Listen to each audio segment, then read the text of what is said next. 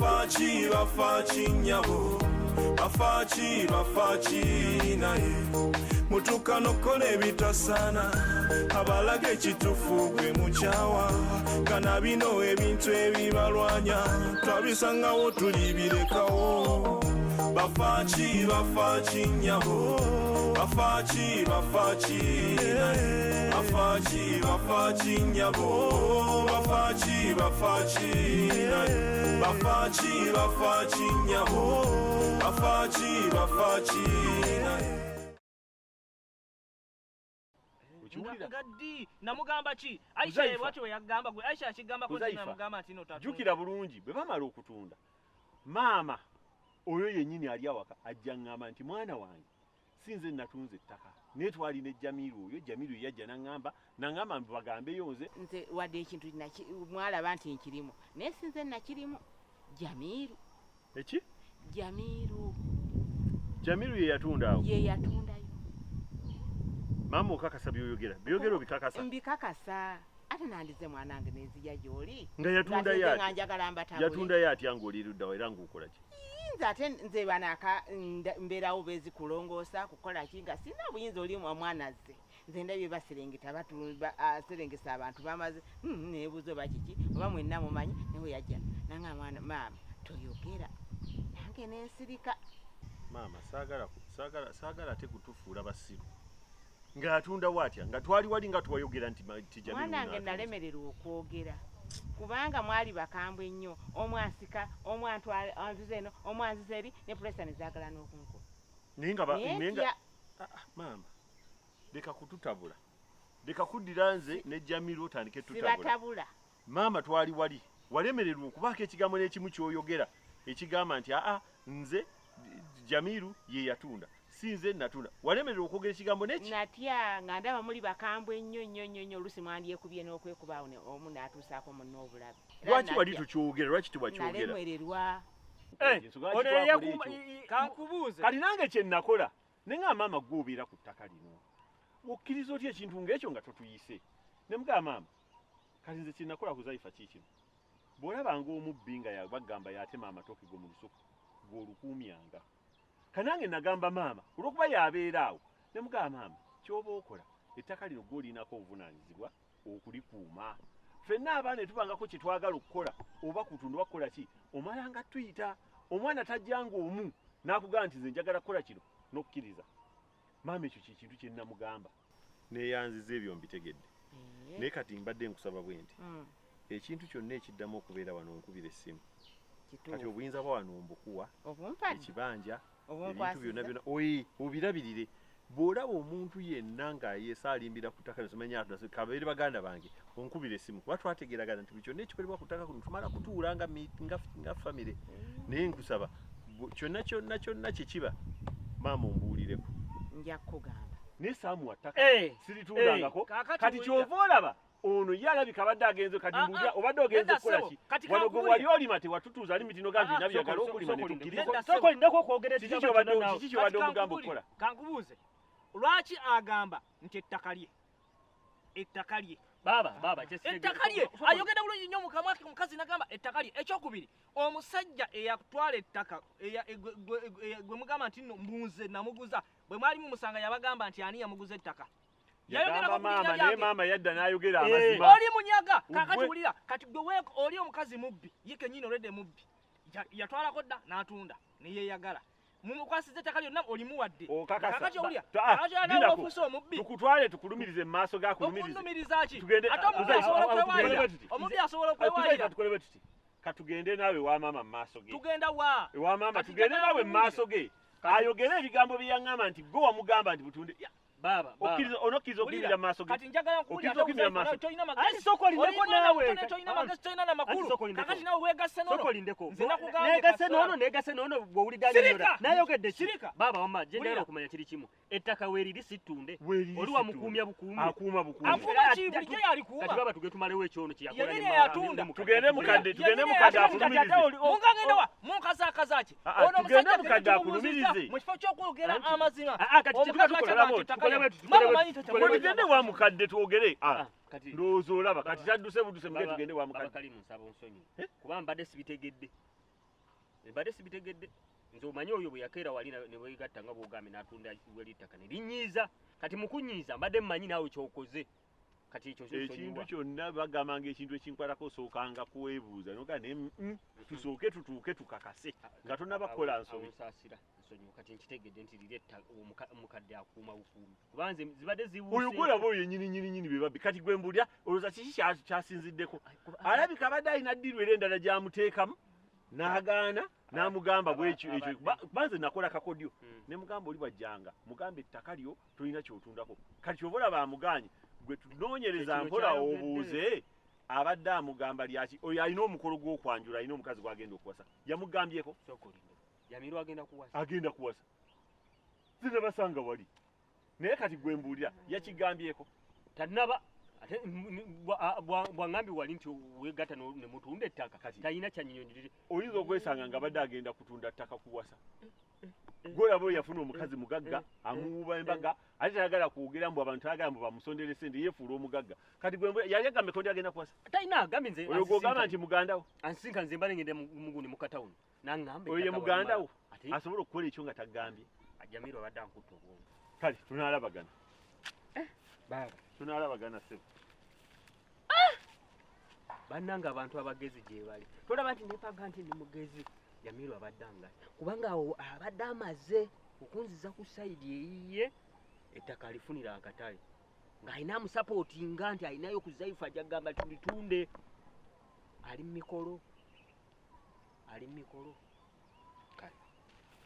bafaaki abatusaako bunkenkenge ebibalwanya naffe twabisangawo hani assalamu alaikum Walaikum salam wa rahmatullah. gye bali olagawo Asili bulungi. kiki ate buzibu ki Balina ku budde tujja kwogera. mukwano sokoliko naawe gwe omukyala gwe njagala okuwasa omukazi gwe nfiirako nze nkunoonya nkwetaaga tufune obudde obumala njagala nkuwe obudde njagala twogere tutegeko emikolo gyaffe ate kati buzibu kiki ekikutabudde amangu ga Yamanyi ki Jamiru? Genda wase muganda wo Aisha. ekiki lwaki ompemula bwoti nze ate mpase mwannyinaze Jamiru muganda wo kyatankoze. Aisha Aisha omanyi okuyimira n'agamba mbu ndi mukulu nnyo nakatuuka mbu simanya siku saana era mbu gw'oli muto nnyo Aisha nga yayogere nti gw'oli bebi ani igwe gwe nze nga nze bebi Aisha nga nze gwayita bebi Aisha nze atya okumpita bebi kunze ne Aisha ni muto Aisha ye muto nze mukulu yegwe mukulu nze mukulu wa Aisha bakazaala ndaba nenkalera nenkayolera nepupu akakaana kolaba nekayoka kaddako amanyire nze Aisha manyira mmanyize Aisha naate atandise okumumanyira atandise okuyita we yalikomye ensera yaŋŋambye ndi muwanvu nnyo nawanvuwa nnyo mbu gw'oli mumpi obeera bebi kunze Aisha nalyoka Aisha ng'agamba nze nti nze ndi mumpi mbu gw'oli mumpi ani kunze naye ani muwanvu nze nsinga Aisha obuwanvu gwe tutunulire wetu walabe kunze naye ani asinga muno obuwanvu ewamu omusinga Aisha yagala kummanyira ako si kamanyiiro kennyini nze nabadde nsazeewo ogende oba ofune Aisha tokidda namu otompemula nze ate mpase mwannyinaze ne Aisha natandise okummanyira nalyoka ngamba nti ndi bebi kakati mmanga olwokubanga yafa kakati awulira amabere gamusaanuka ayagala kunyoosa oba ndi bebi lwaki tampa ennywanto ne Aisha atandise akamanyiiro nyina emyaka 38 Aisha nalyoka ngamba nti ndi muto nze musinga obukulu ye kambuuze yaza atya okumanya kubanga simukwanjulirangako anti nali ntambula luli nensanga mulamu Kalimu nenfukamira bulungi nemubuuzaako nemweyanjulira nti nze mukyalawo gwe neweyanjulira Kalimu nemweyanjulira kati towe tuli awo nga naye ajja Hanifa onzise ate kiki ebintu bino nayadde njagala mbikwate mu ngeri yange nze mbadde nyina okwanjulayo eri okitegedde ekirala ekintu kye mbadde saagalira ddala kubanga kibadde kino kinnuma nga kindi ku bwongo nga saagala bantu kunsondera busente bwabwe kyobola nali saagala kubagambirawo nze saagala bintu bya kunsondera njagala nkuwase ku sente zange nze gwolaba nyina sente zange nyina sente nze gwolaba empitirivu naye nga njagala nteeketeeke era tuvala nakugamba luli nakugamba nti tegeka tugendeko ewasenga nga njagala nkwate sente zange nkuwase ate n'ekirala kati kyendabye saagala ebintu bino ebyagamba nti kibi nnyo nnyo bino bye bagamba nti mpulira bagamba nti kibi nnyo abalamu okuyingira mu maka g'abantu kuba kakati bye bino baagala kututabula kakati kyendabye ntaddewo etteeka liri bw'ati okuva n'olwaleero Aisha era kasita mmala okuwasaba entebe ne batuwoowa Aisha talinnya mu maka gaffe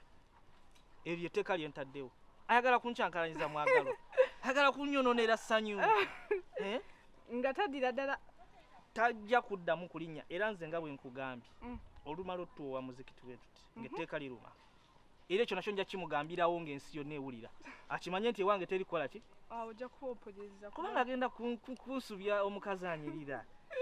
nalyoka akukaddiya nakugamba okaatuuse gwe kito embooseera abantu nga bajooga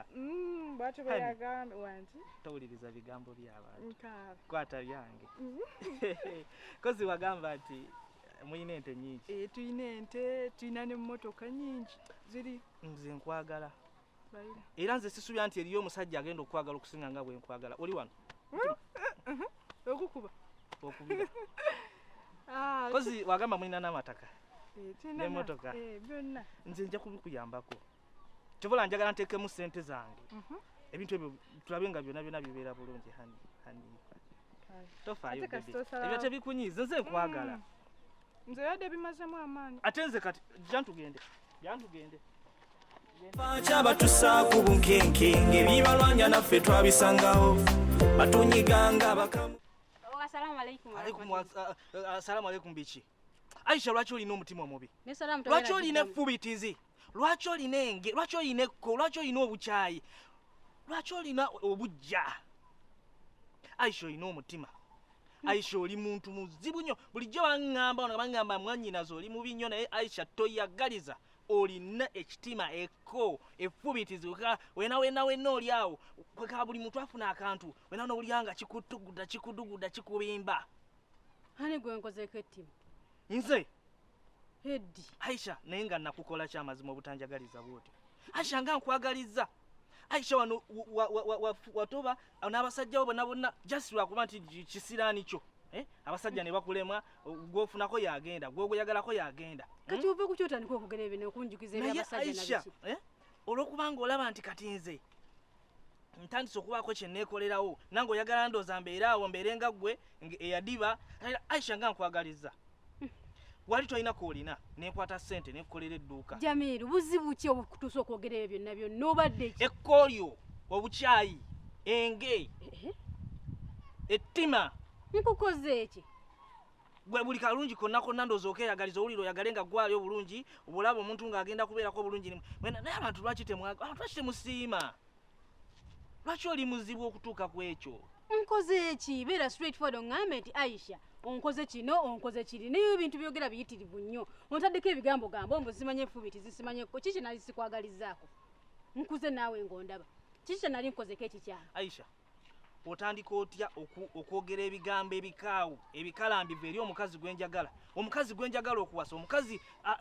ansuza nga siteredde ntoba nkola buli kimu nfube ndabe nga nange mbaako obulungi nkole ku maka gwe n'osalawo otandika okumugamba ebigambo ebyekisiru mbusimanya n'otokota ku mukazi n'omuvuma navumya aliwa mukazi wange aliwo yenna ye wawasiza ddi mukazi kigoyogerako kyogamba Aisha tomumanyi mukazi wo kigo anyway twali nani ne Kalimu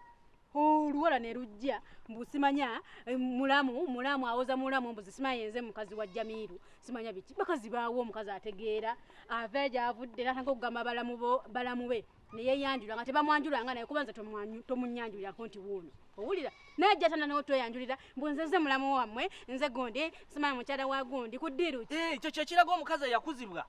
kyekiraga omukazi ow'empisa kyekiraga omukazi awa abantu ekitiibwa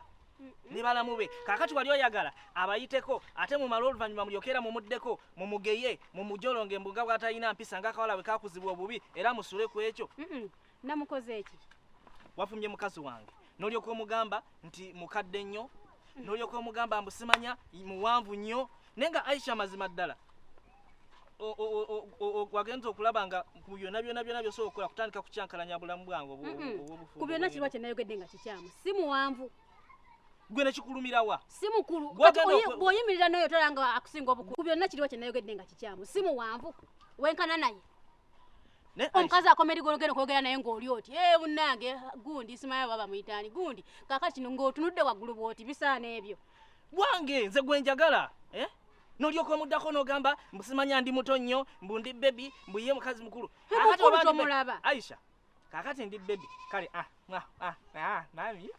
yonsa nyonsa nyonsa kati kyoyagala naye ng'oyonoonese bubi ate kati ndi muto ndi bebi nyonsa leta ebbeere nnyonke otuuse ne ku ekyo omukwano nga kusi gira nawe tereera ekyo oyagala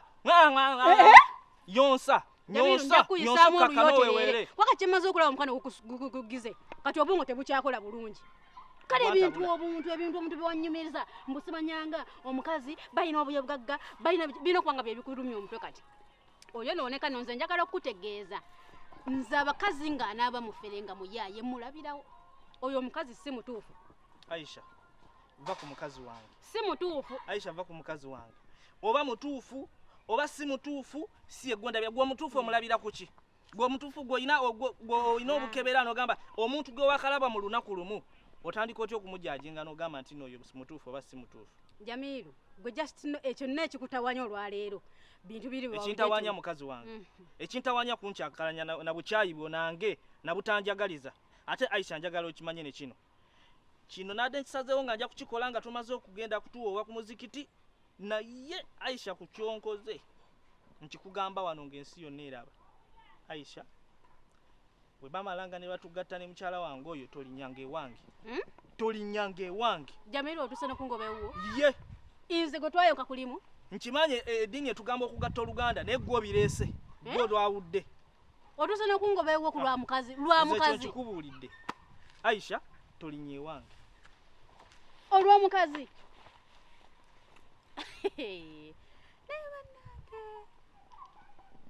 nze bwe guba nga guno omukwano katonda nga ntuuse ku guno ng'ogwono sazaamu okuba ontwala ntwala naye nga sigudde mu mukwano gwono ogw'ekisirusiru bagenda kubba ono bagenda kufera ono nkusaasidde olijja ng'oŋŋamba mpi Aisha munnange simanya biki olugendo olulungi olw'omukwano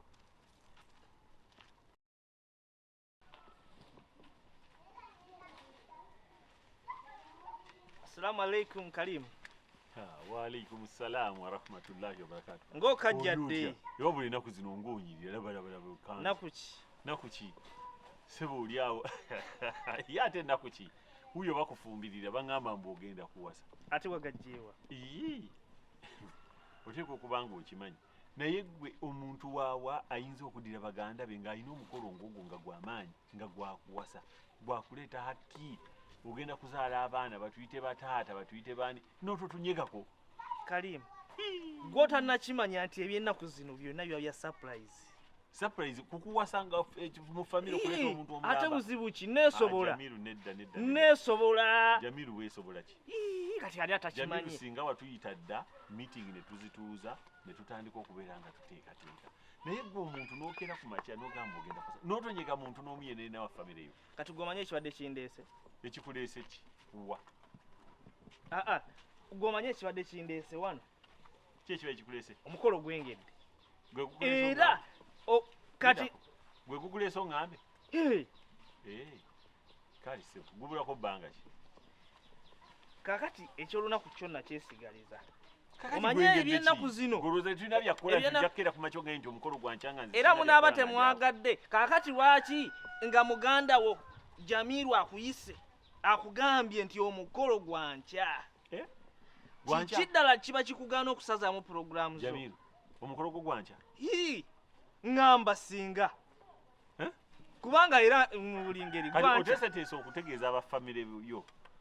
ng'omukolo gubulako olunaku lumu obagambe nti omukolo gwankya bajje kwewala bigambo gwolowooza tebalina byakkola kwewala bizibu anti kati gwogenda okuleetawo ebigambo kubanga omuntu ono omugamba leero nga taliwo ng'ali wala ekinaavaamu ng'ogamba gundi tajja mu mikolo gyaffe gundi tabeerawo naye omugambye budde ki yeeteeseteesedde nze Kalimu obuzibu obuliwo obuliwe buti nti abantu ennaku zino bwe babuulira ku nteekateeka zo kyebanguyira okuzisattulula ate n'ekyokubiri abantu baagala nnyo ebyokusondasonda nze saagala kunsondera nze Jamiru sagala kunsondera Ulina sente zo. ngera okwewasiza omukazi wange sagala ate mumale munangire mbwe twakusondera twakuwasiza omukazi wange mweyagalira era ngenda kumwewasiza mugwa mwe gwa kujja kulya na kubeerawo nga bajulizi nti Jamiru yakuba embaga makeke nga tasondeddwa nze mutabani wa Budala nange musondere ate mutandike munangire nga n'omukazi gwe nafunyewa kitiibwa tagambikako anyirira mata nenga ebyo byonna bibeeraawo siina nsonga lwaki mba sikubulira Kalimu gwe mukulu waffe naye nga mukiweemu obudde sebo tewali buzibu alhamdulillah katukkirize Mungu akkirize olunaku lutuuke onootugamba ddo ekyo kyo mukikkirize nze nga Jamiru nti we nasazeewo nkikole omukolo nga gwaki surprise anyway ate abantu batakusurprising ne batalabika anti oyinza okulowooza nti ojja bakulira surprise bagee tetuliiwo oyinza okwagala okusurprising abantu nobeera nga gwe oli surprise ya ala bwana abasazeewo Mungu bwati bwana abageze naye nno ekirala kyembadde njagala okuyitiramuko mbadde njagala onfunireyo miliyoni miliyoni 2 nze bwe maliriza omukolo kuddiza miliyoni zo 2 Jamiru ogambye nti toyagala kukusondera mukolo olina sente ze zigenda okukola omukolo era bwe nkyogedde kakati sente zigenda okukola omukolo ate ngaoyagala kwewola okumpula oba tonsondedde kubanga ozimpa nze nzikuddiza era mba ngenda zikuddiza kyo kitegeeza zange bafaaki abatussa ku bunkenkenge bibalwanya naffe twabisangawo batunyiganga bakamula emirimaawa bwetwesegana obulamu babukyawo mu mazima beekubya n'emizimu nga temutunga